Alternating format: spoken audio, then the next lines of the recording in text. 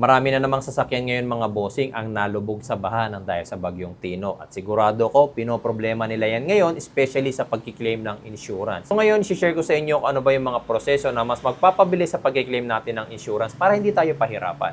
Unang-unang mga bossing, ako kumukuha lang ako ng comprehensive insurance sa mga sasakyan ko sa Vigatin Insurance. Hawak kasi nila yung mga malalaking insurance provider dito sa Pilipinas kagaya ng Phil British Insurance, Stronghold Insurance, Fortune General, Pacific Union at Standard Insurance. Unang-una kong ginagawa, kinukompleto ko muna yung requirements. Kagaya ng pinapakita ko sa inyo dyan ngayon sa picture. Punta na lang kayo sa kanilang website at i-click nyo sa upper right corner yung tatlong lines na nakikita nyo dyan sa video. And then, pindutin nyo yung claims. Tapos, file a claim.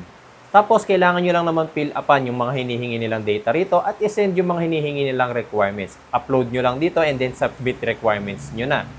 Para naman malaman mo yung status ng claims mo, pindutin mo ulit yung 3 lines sa taas, then claims, tapos claims tracking. Ang kagandahan dito guys, si Vigatin ang sisibli nating representative. Siya na yung bahalang kumulit at mag-follow up dun sa mga insurance provider para mas mapabilis yung pagkiklaim natin ng ating insurance. Nakalagay na rin sa website nila kung ano yung mga accredited shops nila. Click nyo lang yung accredited shops na yan. Makikita nyo dyan mismo yung insurance provider ninyo, yung lugar kung saan located yung mismong shop at yung pangalan na rin ng shop na pwede ninyong pagdalhan ng sasakyan ninyo. Daan ha, pagkukuha ng insurance sa Vigatin na lang para hindi na kayo mahirapan.